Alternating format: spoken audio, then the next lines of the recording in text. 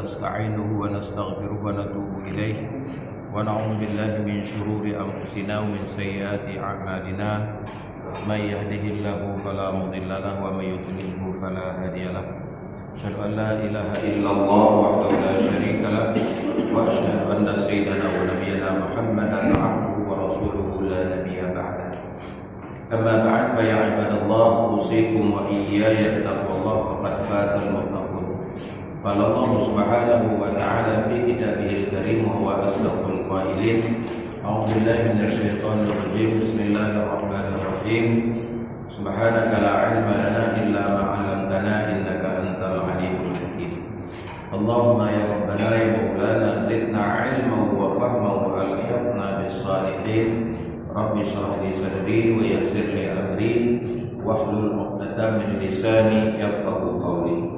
Puji syukur sama-sama kita bacakan kehadirat Allah Subhanahu wa taala. Selawat beriring salam marilah sama-sama kita sajikan, kita doakan keharibaan Nabi besar Muhammad sallallahu alaihi wasallam dan juga kepada seluruh keluarga dan sahabat-sahabatnya sekalian. Ma'asyiral muslimin rahimakumullah, sebagaimana yang sudah kita mendengar tadi pengumuman bahwa malam ini sebagai malam penutup pengajian kita untuk sementara, karena kita akan menghadapi bulan suci Ramadan dan insyaallah setelah Ramadan nanti kita akan sambung kembali. Dan juga waktu untuk malam ini panitia memberikan hanya rukhsah seperempat jam saja, karena nanti sesudah kita mengaji seperempat jam kita ada makan malam, ya, atau disebut dengan bahasa Arab asya, ya, insyaallah. Jadi makanya ini sebagai ringkasan-ringkasan saja, karena waktu yang sangat singkat kita ambil yang ringkas-ringkas saja tentang masalah puasa kita, yaitu di mana pada malam Jumat yang lalu kita sudah membaca tentang masalah puasa, yaitu yang pertama tentang fardu puasa, yaitu fardu puasa yaitu an-niyah, niat. Fardu puasa niat bil qalbi. Kalau niat memang harus dengan hati, bukan dengan lisan. Jadi makanya tidak memadai kita ucapkan dengan lisan saja tanpa dengan hati. Mengucapkan dengan lisan hukumnya mandub, disunatkan. Yang wajib an-niyah bil qalbi. Likulli yawm, wajib kita niat, yaitu untuk setiap hari. Jadi dalam mazhab kita tidak memadai niat satu malam untuk sebulan. Itu dalam mazhab kita. Berbeda dengan mazhab Malik yang mengatakan boleh niat pada malam pertama untuk 30 hari. Kemudian wasulita li fardhihi as-shaum tabitun niyat. Untuk niat ini berbeda dengan salat.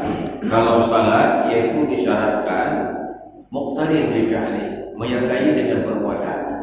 Tapi kalau puasa tidak disyarat, niat puasa tidak disyaratkan muqtadi bi fi'li, karena ini memang suka. Makanya sepakat ulama bahwa yajibut tabyitun niyat lailan, wajib yaitu menjatuhkan niat waktu malam. Itu menjadi syarat untuk sah niat puasa, harus kita niat pada waktu malam. Jadi yang disebutkan malam baina ghurubish syamsi wa tulu'il fajar. Jadi yang disebutkan dengan malam yaitu di antara terbenam matahari dan terbit fajar. Jadi makna tabyid iqamun niyah lailan, menjatuhkan niat pada waktu malam. Yang kedua, untuk syarat sahnya niat selain tadi tabyid, yang kedua ta'yin lil manwa. Wajib kita ta'yinkan kalau pada puasa fardu. Jadi kalau pada puasa fardu yaitu wajib ditakyinkan. Makna ditakyin ditentukan puasa. Puasa apa?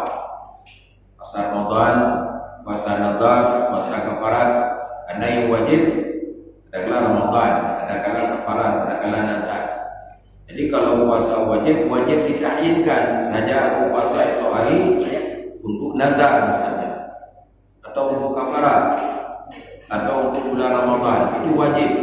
Jadi kalau kita niat saja aku puasa besok hari tidak kita sebutkan Ramadan, maka tidak sah niat. Jadi makanya wajib kita ta'yin. Maka diberikan contoh sini ke Ramadan. Bi ayyan Ramadan hadhihi sanah lillahi ta'ala. Kita niat saja aku puasa bulan Ramadan esok hari karena Allah Subhanahu wa taala, atau ini tahun karena Allah. Jadi tidak memandang niat puasa saja aku puasa esok hari tidak cukup. Walaupun kita sebutkan fardu, saja puasa fardu besok hari karena Allah SWT tidak mencukupi, tidak memadai, tidak sah. Jadi harus kita sebut, yaitu saja aku puasa besok untuk menunaikan fardu Ramadan tahun ini. Makanya niat yang akmal, niat yang sempurna, sebagaimana yang sudah sering kita baca, kita ucapkan dengan lisan, nawaitu shauma ghadin an ada'i fardhi Ramadan hadhihi sanah lillahi ta'ala. Itu niat yang akmal, niat yang sempurna, karena sudah mencukupi semuanya, mencakupi semuanya.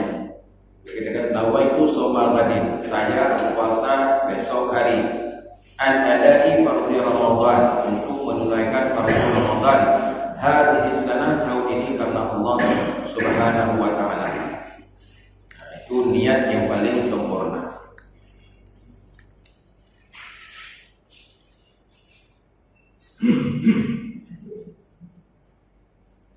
Kemudian wa yafdiru amilun alimun mukhtarun bijma'in wa illam yanzil wal istimna' walau biyadi au biyadi halilati. Dan terbuka puasa harus kita tahu, yang pertama amil, ada unsur kesengajaan. Dan yang kedua alim, kita punya ilmu yang bahwa yang kita lakukan itu tidak dibenarkan. Dan yang ketiga mukhtar, ada pilihan sendiri, bukan dipaksa. Bijma'in, yang pertama batal puasa bila tadi ada unsur kesengajaan dan mengetahui dan tidak ada paksaan dengan jima, dengan berhubungan yaitu intim antara suami istri. Wa illam yanzil, walaupun tidak keluar mani. Dan yang kedua istimna,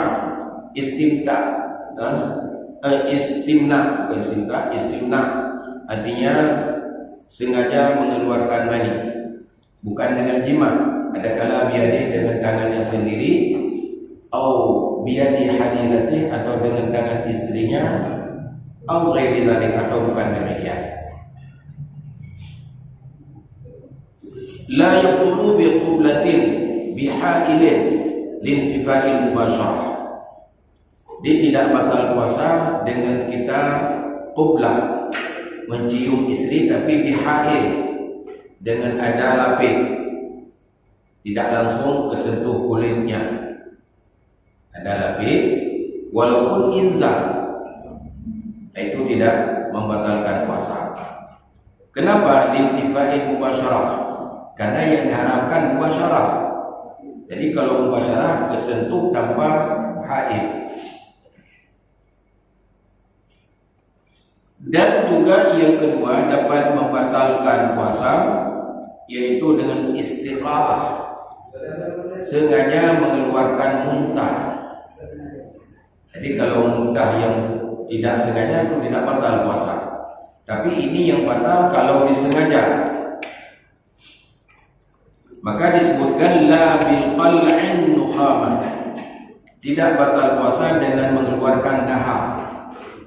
Kitanya kamu kemat buang kena, tak paksa untuk tak berdebir, karena mungkin tidak bisa kita membaca lagi atau apa, maka itu dibenarkan untuk mengeluarkannya dan tidak membatalkan puasa. Dan ini darurah. Wa yaftiru aidan bi dukhuli 'ain wa in qalla ila ma yusamma jawfan dan juga terbuka puasa dengan sebab masuk sesuatu zat, wa in qallat walaupun itu sedikit. Jadi masuk sesuatu juga ini kalau seandainya disengaja dan mengetahui dan bukan dipaksa, walaupun sedikit ini dapat membatalkan puasa. Termasuk yang disebut jawf, rongga terbuka, udhun. Telinga kita ini termasuk rongga terbuka, maka dilarang di siang hari untuk memasukkan sesuatu dalam telinga.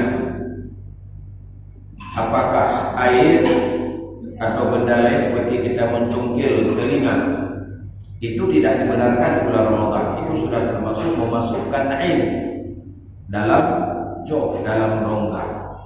Jadi kalau kita gatal telinga, kita pakai mencungkil telinga, itu hukumnya dapat membatalkan puasa.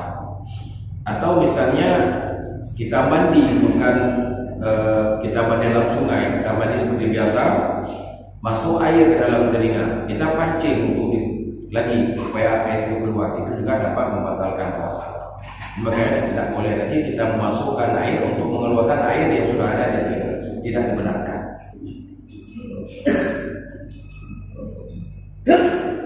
Wa ihdil, dan juga masuk air dalam ihdil. Ihdil ini lubang daripada kemaluan kita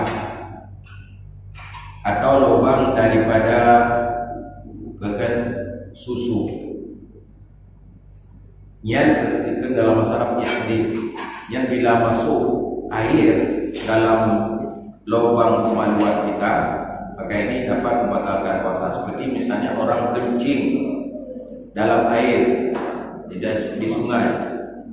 Biasanya setelah habis kita kencing, kadang-kadang terhisap air oleh kemaluan kita, maka ini dapat membatalkan puasa. Makanya dilarang bulan puasa kalau kita mandi di sungai untuk kencing di dalam air. Jadi kalau kita kencing harus di darat, jangan dalam air, karena dikhawatirkan akan masuk air ke dalam ihdil.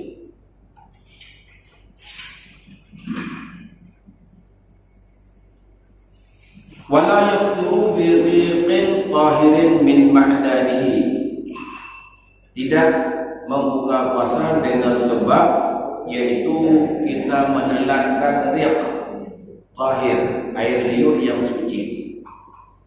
Jadi air liur, bila air itu suci, kalau kita telan tidak membatalkan puasa.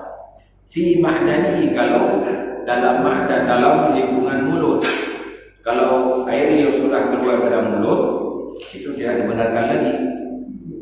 Jadi kalau masih dalam mulut, itu dibenarkan untuk kita telan. Wa in kathura, walaupun sudah banyak, tidak ada masalah, tetapi dengan syarat tahir, suci. Mampu daripada itu, kalau seandainya air liur kita sudah bercampur dengan najis, itu tidak dibenarkan lagi untuk kita telan. Misalnya ada bercampur dengan darah busi misalnya, itu tidak boleh lagi untuk ditelan. Bila ditelan dapat membatalkan puasa. Maka disebutkan sini yang dimaksud dengan ma'dan wahwa jami'ul fam, seluruh mulut. Walau ba'da jam'ihi, walaupun sesudah dikumpulkannya. Waktu sedikit kita tidak telan, di saat sudah berkumpul banyak kita telan. Bagaimana hukumnya? Berdasarkan alal ashar, pendapat yang muhtamad, itu tidak membatalkan puasa.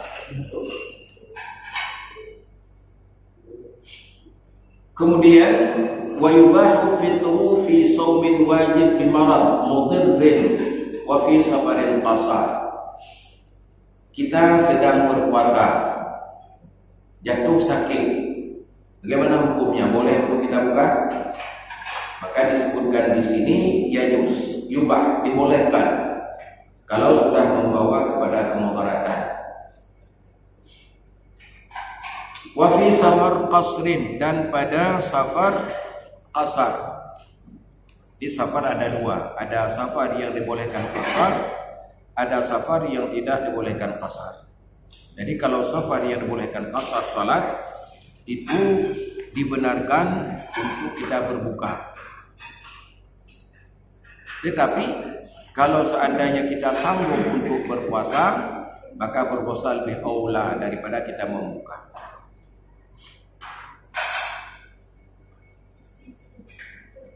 Maka disebutkan di sini wasumul musafir bila darar ahab minal fitri.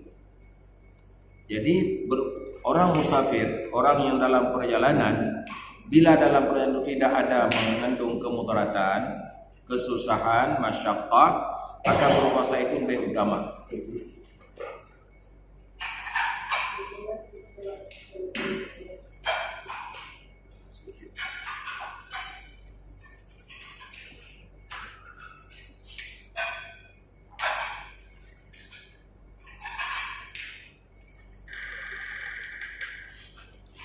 Ada masalah.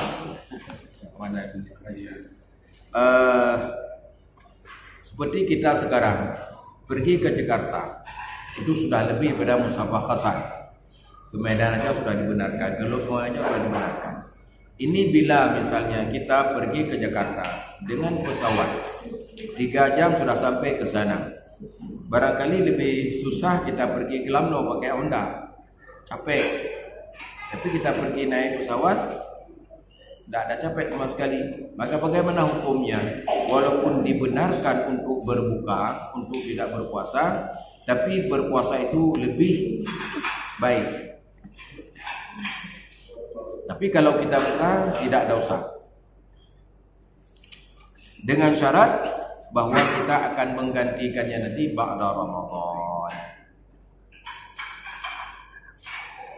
Dan yang ketiga, dibenarkan untuk berbuka puasa li khaufil halak. Sebab yang ketiga dibenarkan berbuka puasa karena takut binasa. Kalau kita enggak buka puasa, maka kita akan mati. Misalnya sangat haus atau sangat lapar yang tidak mungkin lagi untuk kita tahan. Bagaimana hukumnya? Maka ini dibolehkan, yaitu untuk berbuka. Seperti misalnya orang yang selalu kerja berat. Orang kerja berat ini memang wajib setiap malam dia berniat, tapi di saat nanti dia sudah tidak sanggup lagi, dibenarkan untuk berbuka. Ini bagi orang-orang yang kerja berat, ya. Tapi betul-betul artinya ini bukan alasannya saya tidak sanggup. Benar, dia perasaan diri sendiri itu memang tidak mungkin lagi, tidak sanggup untuk dia bertahan. Maka ini dibenarkan untuk berbuka. Nah, ini waktunya sudah habis. Tapi kalau ada misalnya ingin bertanya satu dua, apa-apa, karena kira-kira yang ingin bertanya, karena lagi makanan sedang disiapkan. Ya.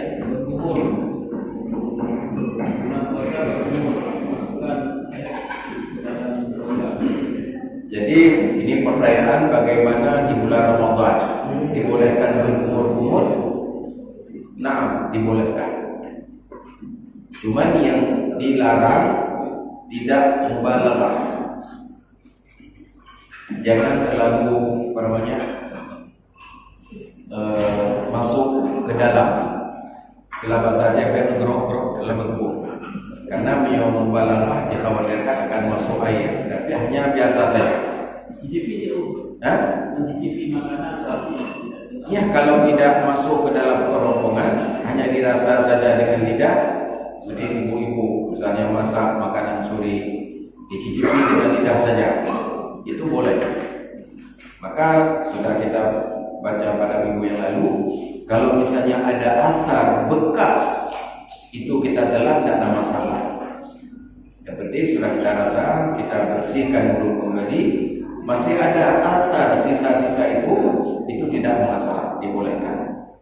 Ini termasuk memasukkan air dalam itu. Ya, dokter silakan. tadi yang bilang bolehkan berbuka pada orang yang bekerja berat. Ya. Apakah buka itu tanpa ada lagi pada Jadi pertanyaan dokter, apakah bagi orang yang kerja berat dibolehkan berbuka? Apakah perlu diganti? Ya. Di saat dia tidak bekerja lagi berat, wajib qada. Ya. Kalau terus saja bekerja berat, ya artinya nanti di saat nanti sudah pensiun katakanlah baru dia ganti. Walaupun dia sudah bertahun-tahun, tidak ada masalah. Ya silakan.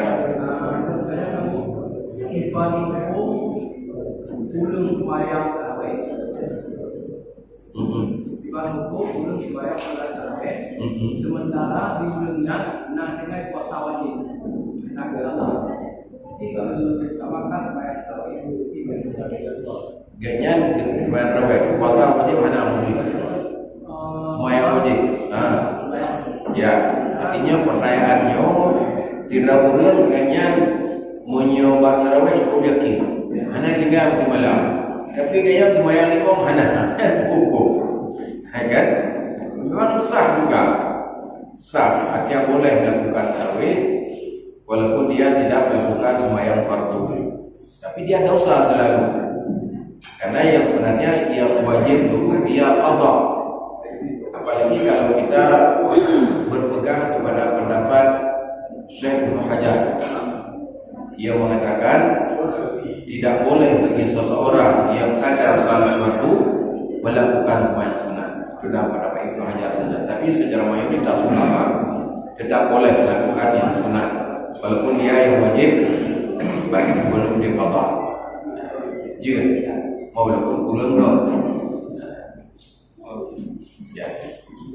Abu menit puasa lapas Arab lafal di nawaitu soma fardin an adai fardi syahri ramadana hadihi sanati ila na sarbo macam tu nawaitu soma fardin an adai fardi syahri ramadani hadihi sanati ila na sarbo tu nawaitu soma wadin an adai fardhi syahri Ramadan hadhihi sanati lillahi ta'ala. Mohon penjelasannya yang lebih. Artinya tentang Ramadan. Jadi Ramadan yang kepada Ramadana, na yang ke Ramadani, na yang ke Ramadan ada mubarik waqaf. Bagaimana hukumnya? Yaitu bagi orang yang mengatakan Ramadana itu termasuk Ramadan itu isim tegak saraf. Jadi tidak boleh dibariskan kasrah. Ya. Kemudian bagi orang yang mengatakan Ramadhani karena tidak tegak saraf lagi karena Ramadan itu sudah diidhafahkan kepada hadihi. Dia mudhaf, hadihi mudhaf ilaih. Maka tidak tegak saraf lagi makanya diberikan dan diberi kasrah. Jadi kalau di segi makna kedua-duanya tidak ada masalah. Juga Ramadan tidak ada masalah, tidak dibariskan. Itu semuanya boleh. Apalagi itu memang bukan wajib melafazkan dengan lafzul niyah, itu hukumnya sunnah. Ada hukum. Dengar. Iban Pak Ilmi ya.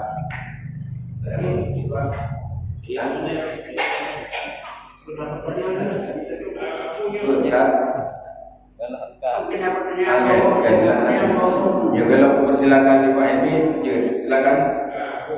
Ya. berkaitan dengan kubur masalah mungkin sebagai masyarakat yang sudah beragama pada zaman tasawuf ada kalanya hanya berhadapan dengan waktu mepet dan kita pas-pasan waktu dan suara serena ini. Tapi kita dalam keadaan sangat darurat, bismillah dan katakanlah pertama dengan diri kita. Kira-kira ada nggak ruang strategi serena yang ditentukan dengan toleransi baju lah kira-kira karena pas-pasan terbangun yang dibangun. Ya, Terima kasih. Jadi pertanyaan Pak Ilyas, bagaimana kita mencicipi makanan sahur di saat sudah bunyi sirene? Jawabannya boleh, karena bunyi sirene itu belum keluar fajar. Karena ini waktu untuk ikhtiar pasti. Jadi keluar fajar itu bisa sudah ada itu sudah tidak boleh lagi. Jadi biasanya waktu antara bunyi sirene dengan berapa 10 menit, ya. Berarti kira-kira dalam 5 menit itu terus kita makan. Jadi kira-kira harus kita tinggalkan waktu 3 menit lagi sebelum azan. Itu kita usahakan. Tapi kalau sudah azan itu sama sekali tidak toleran. Tidak boleh sama sekali. Kalau ada makanan di dalam mulut harus kita keluarkan. Itu kalau sudah azan. Tapi kalau masih dalam bunyi itu masih boleh kita makan. Ya. Kadang-kadang dia buka, Ya. aku berjawab. Nah, pendapat akhirnya mengifrah juga. Jadi menyatakan memang sunnah, yaitu uyuknya di saat sudah huruf, sudah terbenam. Kalau kita memang menurut ketentuan katakanlah banjir, emang kasut waktu rujuk itu jika yang dia yang walaupun pun kena masalah. Nah, tapi yo barangkali begini yang ada doa lain, ya ada dengar serena, ada hanajir, ya ada api, sehingga itu bukan itu kalau katakan berdampung yang namanya begal tak perhatian. Tapi memang waktu kasut waktu itu memang pada kalau kayak syariah lagi nya itu tidak ada masalah lagi.